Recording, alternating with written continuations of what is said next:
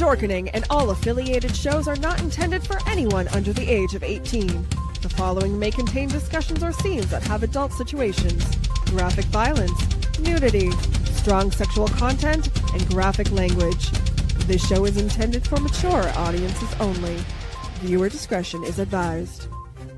Everyone thinks because you're a zombie, you don't know good coffee. Well, they're wrong. We have very active lifestyles. It's not all wandering the countryside aimlessly or scaring passing motorists. And we all love a good cup of joe. And there's only one brew that gets my seal of approval. Deadly Grounds coffee is my guilty pleasure. Bold, robust, delicious. It's coffee that can wake the dead. With over a dozen different roasts and flavors, Deadly Grounds can satisfy the most finicky of coffee addicts.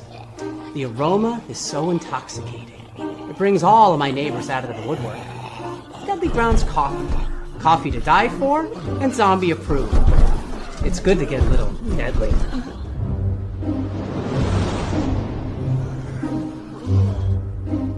Use the front door! Oh, they're so disgusting.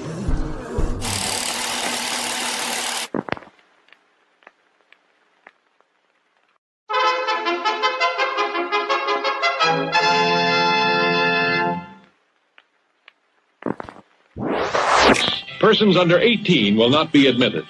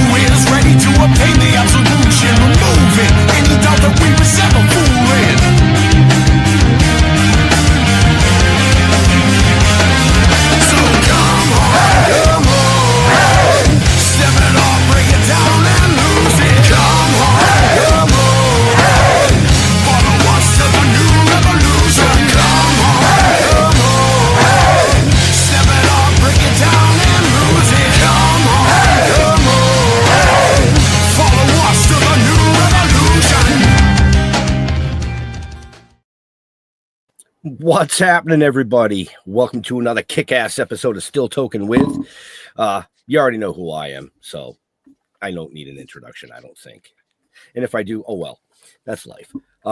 We don't have a shitload of time with this amazing guest tonight, but I do want to say we have been blessed over 6 seasons to have some serious legends in the house, and this gentleman fits that category. So without any further ado, the man, the flashy one himself, Mr. Jeffrey Mark.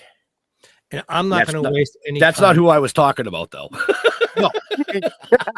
No. Our guest has 10 Grammy nominations. I only have one.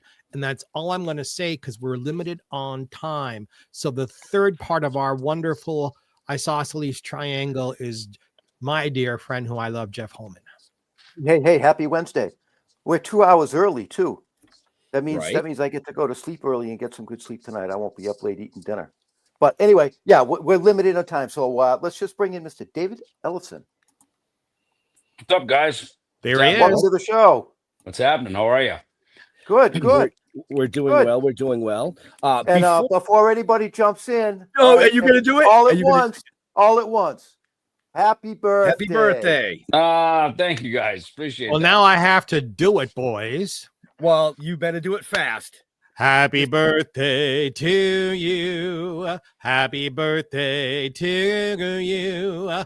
Happy birthday, dear David. Happy birthday To you. Yay! Thank you. Swallow a frog? Now I know why you got a Grammy nomination. Appreciate that, guys. Thank you. Oh, well, thank you Nice. for taking time out of your busy schedule to join us and chat a little bit. You know, it was really tough to get you. I had to really smooth over Howie. But I'm on the move, you know. So you are. yeah. And I mean, Busy guy. you know, a lot of people watching and maybe listening to this later are going to recognize you from, you know, Megadeth, of course. But if they want to know about the Megadeth stuff, they can go watch the 7 million interviews you've already done. I want to talk more about the new stuff. Okay. Ellefson Band, Kings of Thrash, a freaking coffee company. Yeah. You know, a production company, a record label. I mean, of course, like Mr. Mark said, 10 Grammy. Yeah, come on, talk. Grammy nominations with some wins. And like, holy shit, man. Holy shit. Yeah, it's been a good life. It's been a good life. And 2 books. And 2 books. Actually, technically 3 books. I mean, my first book was one that I wrote as a music business book called Making Music Your Business. And that was published in 1997. And then my memoir was My Life with Death, came out through Simon & Schuster 2013, I think. And then I did More Life with Death. That came out, I think I think that came out in 2019 is when that actually came out. That was kind of an update to the memoir. And you know, look, you live life, you write a book, you know, because the book is just a reflection of all of that, you know. So there will be more. So just living some life. I always said there will be my life after death, you know. So that one's still to be. That's the one I'm writing right now. Right. So And speaking you're of still life, a relatively young man. You got more books ahead of you yet. There's got more life ahead of you. I do, yeah. I mean, look, I'm 61 years young today, and I don't feel a day over 60, so I'm doing pretty good. right? You know, no, look, you know, to me, rock and roll has kept me young. Playing music has kept me young. You know, I've had a good, clean lifestyle since I was 25 years old. I've been on, you know, the clean side of life, which is good. So, you know, like try to take care of myself. As we know, this is the only body we have, right? And you know, I've been able to travel the world and see, excuse me, see a lot, make a lot of friends, and I get to go back and visit those friends over and over, friends and fans, and you know, and just about the time you think you went everywhere, the phone rings for you to go somewhere else, you know. And so I realized, you know, the journey isn't over until it's over. So, you know, for me, it's just about, you know, go out and be of service, try to contribute where you can, and suit up and show up, and maybe bring a bass along too, you know. Give all those youngsters and old people like myself some whiplash. Right. You know, Kings of Thrash, you talk about the new stuff, right? So Kings of Thrash, which is, you know, was designed to go out. Initially, I wanted to play first couple of Megadeth records because a lot of those songs just haven't been played. I don't know that they ever will get played again. So, you know, I've kind of felt this dutiful obligation, you know, to go play them. And I talked to Chris Poland, who was on the Killing Is My Business and Peace Sells albums with me. So he joins us once in a while. Jeff Young is my, you know, my right hand man there with that. So he and I go everywhere together. We got a great singer with Chaz Leon, a fantastic drummer with Fred Aching.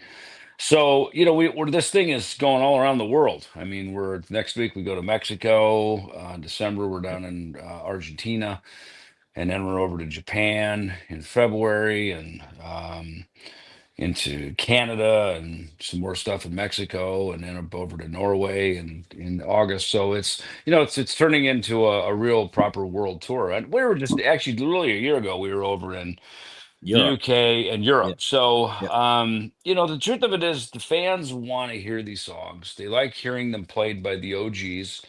And these songs were written while we were a smaller band coming up the ranks. They sound good in these clubs. The reason we stopped playing a lot of these songs is as Megadeth got bigger and we got up into the arenas and stadiums and stuff. A lot of this really fast thrash metal shit just didn't sound that good in the big halls. So we started writing music that, ironically, as the band got more popular, we kind of started writing music that was more. It sounded better in these bigger halls. It played well to a more mainstream audience. But these songs. It's funny as I meet. Young fans, teenagers and stuff, and young 20-somethings that are like really, diehard Megadeth fans, like the new generation, And Right. every 10 years, that new generation shows up again and again and again. Those fans, they don't want to go hear the hits. They want to hear the shit we're playing in Kings of Thrash. They want to hear the deep cuts off Killing Is My Business and Yep. side 2 of Peace Cells, not side A where the hits are, Right. So far so good, so what? They want to hear Mary Jane and Set the World Afire and the stuff that wasn't so much the hits. And of course everybody loves Rust in Peace. That's kind of the mantelpiece of greatness inside of Megadeth for sure. And then everything after that, that was the more mainstream years of the band. So we stick to the 80s, touch into a little bit of the 90s, and that we've got a nice little niche for that stuff. It's perfection. It's perfection. I mean, Yeah. I personally saw you play with Megadeth Mhm. 12 times. Wow, thank you, appreciate that. So I mean, that's my music that grow up. The Metallica, Megadeth, Judas That's Priest, when Iron tickets were Maiden. affordable. Well, Yeah, they were $4. I remember back then. we just posted a ticket stub from San Francisco. It was like Megadeth, Exodus. It's from the Stone. It was a club show, from like 1984. Literally, I think it was $4. And then they got That's amazing. yeah, I mean, look, my mom took me to see Kiss in 1977. I remember they were $5 in advance, $6 day a show. It's like, oh shit, we better hurry up and buy the advance tickets, Right. So, Right. but Right. yeah, things are, look, the whole world's more expensive, right? So the whole world is run and owned by corporations. So that's the thing I've realized, because corporations run everything gets more expensive around the world. It's not like, suddenly everything's cheaper in Indonesia or suddenly everything's super cheap in Australia. No, it's all expensive everywhere, and Right. that's the world we live in now, and I guess I'm lucky in one sense because, I got to go everywhere. Heavy metal lives everywhere. It's not a sort of location specific kind of music. So it's like a motorcycle gang. It's everywhere, Yeah. and it's kind of like the audiences are, we're the same. We're the black t-shirt crowd, right? So we're the same whether you go to Mexico or you go to Dubai or you go to England. It's like, we find each other. We're a tribe that exists everywhere around the planet. Oh, absolutely. Wow. Absolutely. Now, is there a place that you have not yet been able to play that you would really like to? Never played in Africa. That's one continent I've never been Cool. to. There has never been. I know there were some groups that went there. Over the years, it's not been a huge metal market. Johannesburg Right. and Cape Town and stuff. I think someday there will be. I hope there will be, because I certainly would like to go there just because I've never been there. So. I've been into Russia, I've been into some parts of China. China is a vast country. There are cities bigger than Los Angeles and New York in the interior that to China, they're like the Phoenix and Austin, Texas, of China. Right. They're not even the big cities, you know what I mean? Right. And so there's a lot over there, Um, and India, I've done a couple of pretty good swings through there. Um, I don't know if Qatar and some of these places, if they have concerts there. I've been to Beirut, to Lebanon. Some of these places you have to go when things are peaceful, of course. I was just going to Right. say Tel Aviv would be huge for you. Been there a few times, actually. Yeah, Tel Aviv is. We had one cancel right as it was literally the next stop in the tour, and a war broke out and we had to divert, and we had to head up to Amsterdam for a week and hang out because our next show was up in the Netherlands. But so far, and if I remember, there's another one too. We in 2001 we did an around the world. Started in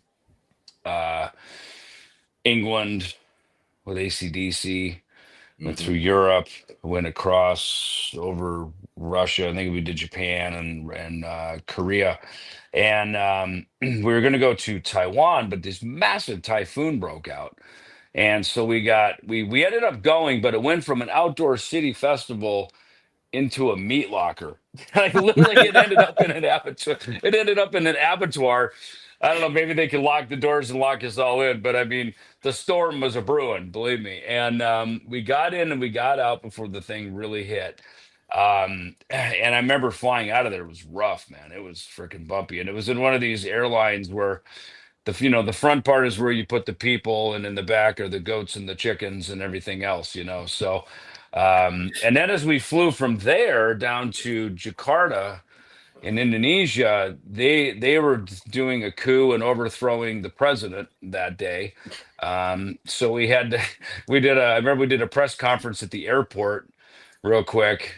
You get off the plane, you're all kind of stinky and smelly and everything after these are 12-hour flights, over there. And doing that, and then getting on another flight real quick, and then heading up to Medellin, which was kind of up in the north of Indonesia. And I tell you, that getting out there and getting in the car and driving to the airport, man, I mean, that was a page out of National Geographic. You are like, this is some real third world stuff. This is poverty like we don't know here in the West, and Right. I remember I finally got to the hotel after all of that, hurricanes, overthrowing the government and everything else. Finally get to the hotel, lay down, and I look up and there's a lizard on my ceiling. I'm like, of course there would be, right? And I tried to go to sleep, and then I'd wake up and I'd look up and the lizard moved. I'm like, that fucker's coming, man. I can't sleep here, So I don't know if I moved rooms or what I did, but I remember we got to the show the next day. Al Petrelli was in our band at the time, and he's now out with the Trans-Siberian Orchestra. And we pull up in the bus, and it was a stadium, and we were the headliners, and this whole stadium is surrounded by armed guards and military guys. And he's from New York. He was not having it. He was flipping out. And I said, Al, they'll shoot one of their own before they shoot us. They love us, So we get out of the bus, and they're like, please, take photo, So, and see these pictures of Al, he's like just frozen solid. I said, relax, dude. These guys, they love us, man. Holy wars. Come on, lighten up, So, Right. we seem to always win over the favor of the military, which was good. But those kind of places, it's hard to sound check because they have they're Muslim countries, so they do their prayers 4 times a day. And I remember there was we played certain places that was one of them where it was like you couldn't sound check because it's prayer time, And then okay, prayer's over. Okay, quick, let's hurry up and sound check. And then by the time they'd open the doors, first band plays. Now it's prayer time, so we've got to pause the show for prayer time. Okay, prayer's over. Okay, Megadeth's up next. Play Holy Wars, right? So, you get to really experience all the different colors of life, and Right. and we kissed the ground many times when we came back home to America. I still do, but I got to say, as we see very clearly, we don't do everything right either. That's for sure. So That is true. you can learn a lot as you travel. I always say, let the music do the talking. Suit up, show up, shut up, play your songs, get paid, get the hell out of there, and So getting don't- paid, I have a question. yeah. Money aside, Mhm. I performed in front of 150,000 people. I performed in front of 30 people. Do you prefer the arena experience, or are you happier musically with a smaller audience? You will know as much as I do that the size of the audience, while it's, what are they, titillating, would that be the word? Exciting, thrilling, just larger than life. Is that cool? Of course it is. But playing to that many people is also kind of like playing to an oil painting, right? Right. There's so many people, and it's so far away that you realize the notes you play matter just as much to those 30 people as it does to 30,000. You know, it really does. Size does not matter in those cases, right? They really don't. You know, it's really about the connection. You know, if you're just one of many bands on a bill in a large audience, a lot of people aren't there for your band. You know, they're there for the event, right? But when, let's say, 30 or 300 people show up to your show to see you, they are all there for you. They hang on every word you say. They know every word. They know every note. You can see the whites of each other's eyes because because you're that close. I find those audiences can be often more intimidating because if suddenly they all tune out and they start looking at their phones, you can see them. You're like, hey, and it's not their fault. It's like, are you entertaining them or not? So I Right. find the smaller audiences, they give you a run for the money, I think, because you walk into a big show, whether it's your show or it's a festival, the battle's already won, right? It's already there, right? But Right. when you walk into a smaller show, you gotta go to work, man. It's time to, because you're an entertainer, and you're there to entertain people, and they paid money to see you just the same as the 100,000 people did, Right. and it's on you. It's your name on the door, and you got to really, again, suit up, show up, and you got to deliver. Oh, where do you think your most dedicated fan base is? I think they're everywhere. I think every place we play is the dedicated. If people show up to you, that's a dedicated fan base. Yeah, that's how I look at it, right? Okay. Whether Great- that's great 10 answer. people, whether that's 10 people, or for Megadeth, probably for me as well. Solo stuff. I go to Latin America. The audience, metal music is just as a movement. More kind of unbridled, I would say, meaning it's a bit more of a free form down there. And they maybe more people show up because of the love of it. It has this more kind of soccer stadium feel to it, right? And they sing along. The audiences respond differently, but that doesn't mean that it's not connecting to their hearts and souls in the same way. A lot of it is cultural. Northern Europe, they're much more, it's more of this. It's because that's just culturally how, I'll say we, because I am Northern European, right? I'm English, Scandinavian, German, right? So that's just how we behave up there. You know what I mean? But down in, Argentina or Brazil, is woo, shirts in the air, everybody's rocking, lighting shit on fire and having their version of a good time looks a little different, And but I think the main thing is the music connects with them the same, regardless of how they express it. Good answer. Good answer. Great like that. answer. Um, David, I want some of your coffee. How does one get your coffee? You go Well, to that's Go ahead. EllefsonEmporium.com, and that's where the coffee is. So I would get you a cup here, but it's going to be hard for you to drink it. But I do have some here if you would like some. For our viewers and our listeners, if you're interested in Ellefson's coffee or any information about him, just check the show notes up above or down below, because I did put all those connection links in there. Brilliant. So Thank you. If you want his coffee or his merchandise, I mean, he has stage used basses that he sells, all kinds of great shit. Because trust me, I was already in there looking around. Just check the show notes, go in there, purchase something. Perfect. Or better yet, get off your ass, buy a ticket to the show. Well, it's always funny, online is the funniest thing. I remember when MySpace was out, and I had a band called F5 at the time. It was kind of one of my first kind of post Megadeth things I did. And I remember we played a show here in town in Scottsdale, and people were excited. Oh, MySpace says 300 people have responded. Well, I'm here to tell you, 300 people. That doesn't mean 300 people are going to show up, right? Because you can sit on the internet, as we all do, like things, and then go turn on Netflix and move on, right? Or stay home and make some popcorn and not even move off your ass and get off your couch. So, to me, the internet has his purpose. It's a good way to spread information and whatnot. But like you said, to actually get up, go out, buy a ticket, go to the show, go to an event, that's look, it's still as vibrant as ever. Like we started Absolutely. talking, ticket prices are insanely expensive right now.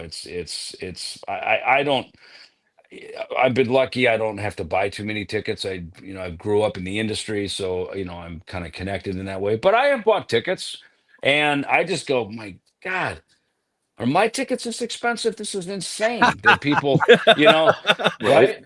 Because I can't, in my own mind, sometimes I can't justify it. You know what I mean? It's like, and I think my stuff is not that bad, which is good. But you know what I'm saying? It's like how do people afford this? So I don't know. Well, I always found that when it comes to music in metal or just music in general, if you really want to see that band, you'll find a way. So, Well, I think that's it, right? Sorry David, about that. before we run out of time, because I know you Yeah. had a time constraint, I do. How does someone like you, so well known, so in the music business, you said since you're 25 that you have been a good boy, you've been clean, lived Uh-huh. it. How do you avoid? Because I'm 36 years clean and sober. It wasn't easy. How did you do it quickly? Well, some of these things are a bit anonymous, as you know. Yes, But I meant in the big picture. Yeah, but we know that there are programs, there are recovery tools, because addiction is an illness, but it can be treated. It can't be cured, but it can be treated. Right. So for me, it was put upon me at a young age in my 20s that if you want to recover and stay recovered, you better you either fall in love with sobriety or you go back to your old ways. Absolutely. Because if I'm not having fun being clean, I'm going to go back to an old way. But the funny thing is, the old way didn't work anymore either. It did for a Nope. while, of course. But or at least it seemed like it did. But it's eventually we all hit our bottom. And bottom, I like the description of bottom is you hit bottom when the next thing you're about to lose is more important than the dope and the booze. And that's I think the juncture, right? And at that point, you go, okay, I'm willing to try something different, and I'm willing to try doing it somebody else's way. And ultimately it's humility, right? And so I think that's probably the trick is the humility required to overcome an addiction in an industry that's not known for its humility, and an industry that's about self-promotion. Look at me, we got to get the numbers up, and especially if you're the performer, you are the center of the attention. um you know it's I guess it's amazing any of us actually turn that corner. And then you kind of come back, at least I did. I remember there's a distinctive moment, I'll never forget it. I was sitting on my couch in my apartment in Studio City. I was just newly clean, so this would have probably been 1990, and I had my bass in my hand. And I was coming off of opiates and stuff. So, you get body hurts and your fingers hurt, touching strings. And I remember I was just going, God, I don't know if I want to do this anymore. And right behind it came an intuition, a feeling, which to me is, the God, right? The good orderly direction. It's the Holy Spirit, whatever you want to call it, coming into you, coming into me. That said, yeah, but you know what, David, you started playing and doing all this long before you ever tasted drugs and alcohol. Like you were playing at age 10, 11. Alcohol didn't touch your lips till 15, so the dope and the booze just got in the way. It's like that's not the end game. Like this, you did this because this was the joy of just playing. and being in bands and doing all this. And I'll never forget that, because it was sort of like I had this sort of a bit of a self-defeatist moment, followed immediately by an inspiration that said, no, nose up, man, come on, we're not going there like that. And I have to think that, again, God, good orderly direction, that was the power of the spirit, and it's interesting about that is there's a lot of ways to cure, or to not cure, but to try to treat this stuff. And I lucky that I got clean during an era where a lot of other people were getting clean. Aerosmith guys were clean. Yeah. Motley Crue guys were getting clean. And some of those guys have remained friends, to this day, because if you stay on the beam, and you kind of, keep walking the path, trudging the road of happy destiny, as we say, you meet a lot of us along the way, So I'm glad that we've remained friends through that. David, you are a miracle, and I am enormously proud of you. Thank you, man. Appreciate it. Yeah, Thank you. absolutely. Yep. Wow. We did have one question come in. I just want to touch real quick, if you don't mind. Sure. Sorry, I'm just getting over the rhinovirus, so That's okay. part of my throat here. Dawn asked, what was the family name of Foreclosure of a Dream written about? And the reason she asked is because her family is from Ellendale area near Heartland. Mhm. I don't know if you have an answer for that. The but family name, there wasn't really I mean, I certainly based it on, when I was 18, I moved to LA. That was 1983. Reagan was in office. That was when the Russian grain embargo happened under his regime. A lot of people say Reagan was the greatest president ever. Well, and maybe he was. I know my dad always paid attention to him. And what do I fucking care about politics at that age? I'm 18, right? right. To this day, most of the time I don't, right? But all I know is I'm calling home. I'm living in Hollywood, and we're getting Megadeth going.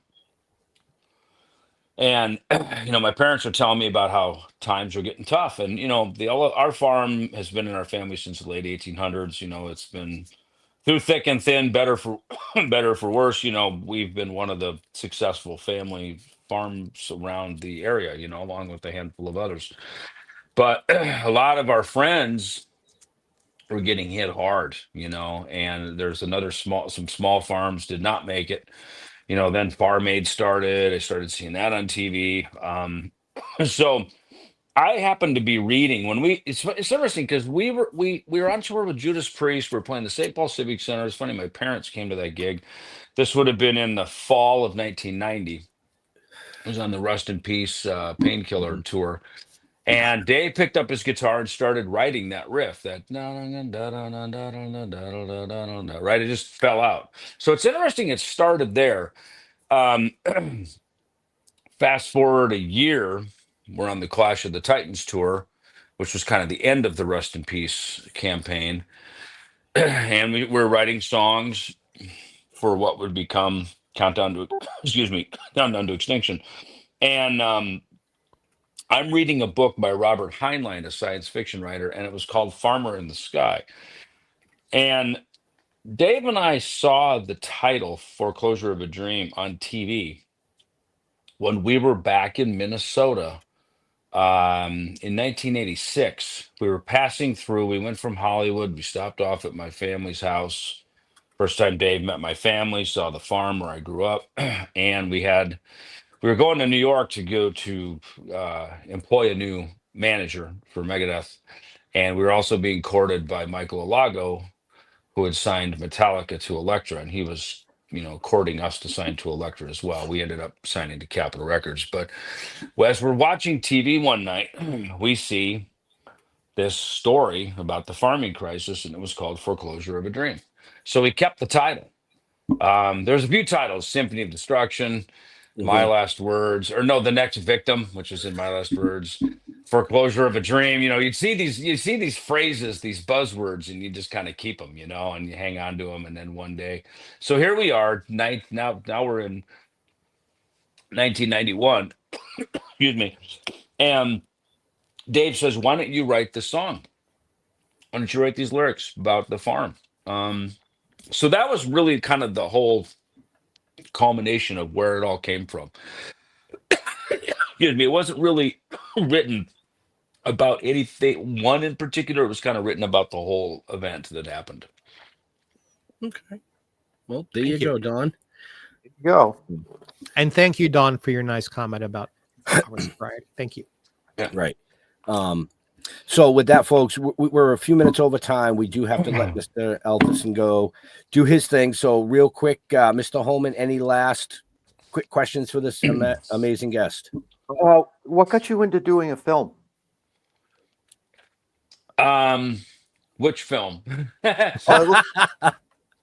Dwellers, for one. So my friend Drew Fortier, who's also my partner in the band, the Lucid, is a super sweet, funny, creative, cool little dude who's an amazing actor. And Dwellers, he came up with the concept, and he wanted to write me into the script and my company and everything. So that was how that came along. And I thought he did an amazing job with it. There's another film that he just showed me that's coming up. I don't know when it's going to come out. I think fairly soon, or at least start making the rounds to the film festivals and maybe the horror conventions. So I'll wait to talk any more about that until he's ready to promote it. But we have another one in the works. So there's another one coming down the pike right now. Okay. All right. Because I didn't know you were into filming, so I happened to come across that. So I actually watched that earlier today. Dwellers earlier today. Yeah, look, it's found footage, right? So therefore, super cheap. But again, it's kind of like playing to 30 people or playing to 100,000 people, right? First of all, is there a story? Does it connect? And does it stay with you? To me, that's everything. When I hear a new song, I'm always like, yeah, that's pretty cool. But if 10 minutes later, when I'm making a tuna sandwich in the kitchen, if I'm not humming that song, right, it sort of just went kind of in and out, right? It's like it's did it connect? Did it have impact? And so movies are the same way, right? And absolutely. And as well as I do, it's great when you can have CGI and you can have all this wonderful production. That's great, obviously, but it's more about did it touch you? I watched a film the other day at the Rock and Roll Fantasy Camp. They have a film that they're working on, and I saw a little clip of it. I've cried through the whole thing, and the director who was actually involved with the Landfill Harmonic, which is a film that I participated in.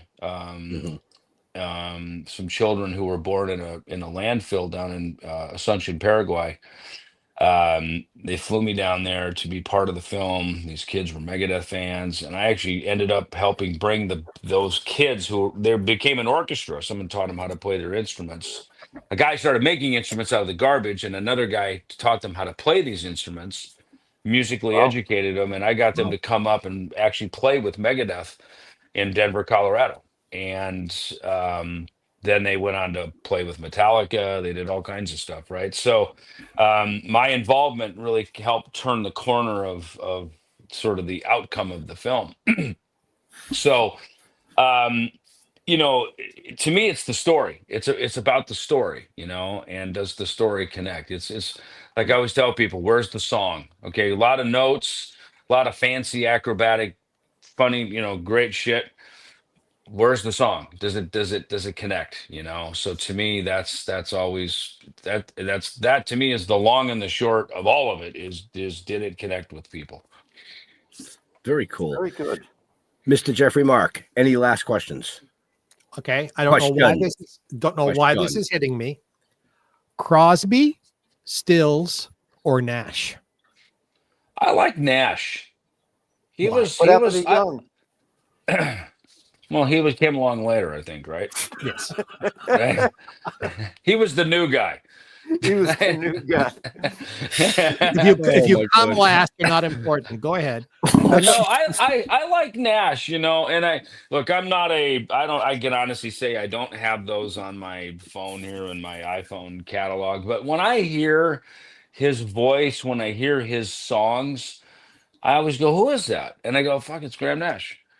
So for me as a solo artist, out of the one that would sort of stand out from them, I always trended toward his stuff. I thought he was kind of the silent killer with the song. You know what I mean? He kind of he had something very special that resonated with me. Just like the Beatles, man. My favorite Beatles, Ringo. You know, Get By with a Little Help from My Friends. I love a lot Yeah. of his solo stuff. His songs. He's probably my favorite solo Beatle. Um, Gotten to meet him. Sweet, lovely guy. Yes. And of course, he got piped into our house when my kids were really young because he was the voice of Thomas the Tank Engine, So, Right. which was also super cool. So yeah, I don't know, and I don't know why that is, maybe it's the same, even the Eagles, I like Joe Walsh, I thought he was the cool guy, Yep. And Dave, I'm with David Crosby only because when I first got clean and sober, he helped me. So yeah, he was around a cook. So I'm 35 and you're 37. So we're, a couple years apart. So you're right around that time when he was getting clean. Um, um, we know who they were. There's the Yes. Hollywood, the contingent, right? A lot of those guys were getting clean and Yeah, you and I know a lot of the same people. yeah, it was kind of the same era, and I was pissed. I mean, first I'm like, fuck you, you're raining on my punk rock parade, you motherfuckers getting sober right now. I was pissed about it, you know what I mean? Because I was 23 and I'm just getting rolling, you know what I mean? Megadeth's doing pretty well, but I realized, Doc McGee was our manager for a short while, and he just said, he goes, look, we're here to make our bands very famous and very rich. We're here to make money. We're here to, this is the goal here. This is what we do at this office. Right. We make our artists very successful. We make them a lot of money. And if you can do that, great. If you need help, we'll help you get help. But if you don't want the help, there's the door. And we 1, 2, 3'd ourselves right out the door. You know what I mean?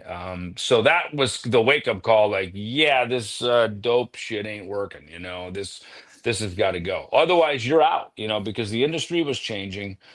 The industry was not putting money behind drugged out rock stars like it like it was in the 60s and the 70s. Right. That was the era. There was just a new era coming about.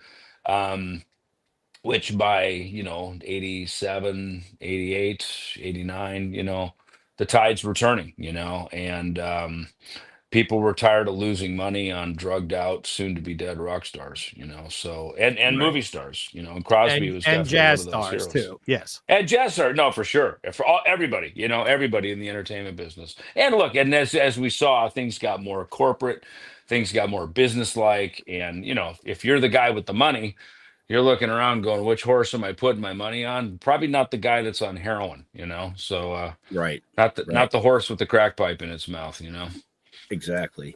Or the So crack with the horse. Anyway. right. Yeah. We are over time. We do have to let this gentleman go. So David, where do you like interacting with your fans on social medias? Look, we've got our Facebook, Instagram. I'm not much of a TikToker. And it's a team of people that run all this stuff, but yeah, mostly for the most part, Facebook / David Ellefson. I think David Ellefson Bass is the Instagram, and and hopefully that just leads you to the real me, you know what I mean? Right. To where the coffee and the concerts and where all the real human interactions happening, Excellent. So Mr. Jeffrey Mark. Quickly, Jeffrey Mark, as it's spelled there. For those of you who are only listening, GEOFFREY Mark on Facebook, Jeffrey Mark Showbiz on Instagram. And I am not going to plug our other shows because I don't want to keep our guest longer. What an honor to have him on. Jeff? Yes, stilltoking.com. That's it. That's all you need to know. Talking with the Dead on Facebook. I'm Jeff. No last name. Good luck finding me. He's like Prince and Madonna. He didn't even need a last name. Just Right, Jeff, right. you know? Yeah.